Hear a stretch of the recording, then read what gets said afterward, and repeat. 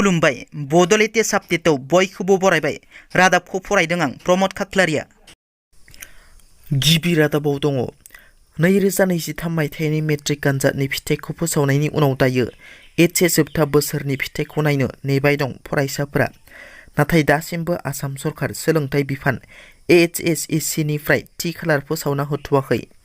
मैया गिबि मन्थ्रि डक्टर हेमन्त बिश्व शर्माया एचएस जोबथा बोसोर आनजादनि फिथाइ फोसावनायनि सायाव ओरैबायदि बुङो दि एचएस जोबथा बोसोरनि आनजादनि फिथाइनि थाखाय आरो 1 सप्ता नेनो नांगोन होनना। आसामनि तिनसुकिया जिल्लायाव खास्रि बिस्रि जाथाय। बिहावा गावनि बिहामजोखौ दानदों गोबौ खुख्रिजों। हरिन्दर प्रसाद मुंनि सासे सुबुङा गोबौ हाथियारजों गावनि बिहामजो संगिता साहाखौ दाननानै थैलाला-लिलि गहोयो। बे खौरांखौ मोननानै तिनसुकिया पुलिसआ जाथायसालियाव नुजाथि होयो।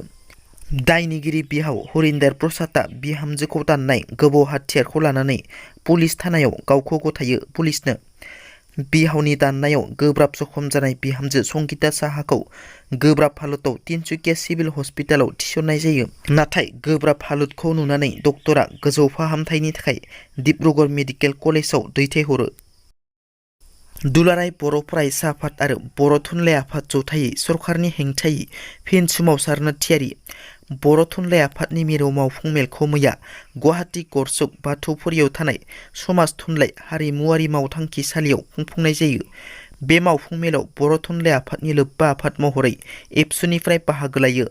मावफुं मेलाव एबसुनिफ्राय फारियै बोसोनगिरि खुंख्रा स्वर्गियारी, लोगो आफादगिरि खोरोमदाव औवारी, गाहाय नेहाथारि खनीन्द्र बसुमतारी, बुंथिगिरि अबिद नार्जारी, सोलोंथाइ नेहाथारि सोमावसार बसुमतारी आरो माखासे दैदेनगिरि बिथांमोना बाहागो लायो।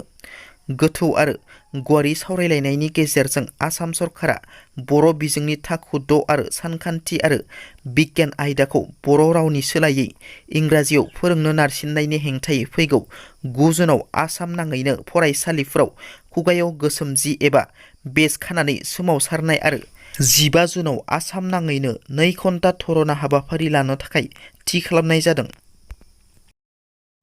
एस.आइ. जन्मनि राभानि थैनायनि सायाव थाबैनो सिबिआइनो नायबिजिरनो होनानै दायनिगिरिखौ हमनानै साजा होनांगौनि सायाव राभा फरायसा आफादनि खौरांगिरि मेल। धेमाजि जिल्ला दुलाराय राभा फरायसा आफाद आरो राभा जौगाखां काउन्सिल दाबिग्रा आफादआ जथायै खौरांगिरि मेल खुंदों। धेमाजि जिल्ला दुलाराय राभा फरायसा आफाद आरो राभा जौगाखां काउन्सिल दाबिग्रा आफादआ जथायै एस.आइ. जन्मनि राभा थैनायनि सायाव थाबैनो सिबिआइ नायबिजिरनो होनानै दायनिगिरिखौ हमनानै साजा होनांगौनि सायाव खौरांगिरि मेल खुंदों। आसाम आयेन आफादनि बुंथिगिरि बिस्वजित दैमारिया रायजोआव मोब्लिबनि बिला बांनायनि सायाव बिबुंथि खालामनायनि उनाव आसामनि गिबि मन्थ्रि डक्टर हेमन्त बिश्व शर्मा बिथाङाबो बिबुंथि खालामदों। गिबि मन्थ्रिया बुङो दि गेसनि बेसेना बांनायनि थाखायनो मोब्लिबनि बिलाबो 30 फैसा बांदों। सम सम 10 निफ्राय 20 फैसासिम बांगोन आरो थिग बेबादिनो खमिलांगोन। बेखौ लानानै जिंगासिनो नाङा होनना। बर' सावथुन मुलुगनि बयजोंबो मिथिसारजानाय फावखुंग्रि मिथिंगा नार्जारिया उदालगुरि जिल्लानि मिथिंगा बर' मुंनि सासे सेंग्राजों मैया जुलि जाबाय। बे बाथ्राखौ मिथिंगा बर'आ गावनि मिथिंगा ब्लग्स इउटिउब चेनेलनि गेजेरजों पस्ट होनानै बयनिसिमबो मिथिहोदों। दिनैनि रादाबा एसेनोसै। नोंथांमोना जुदि आंनि रादाबखौ खोनासंनानै मोजां मोनदोंब्ला अन्नानै लाइक, शेयार आरो साबस्क्राइब खालामनो दाबाव। गोजोन्थों।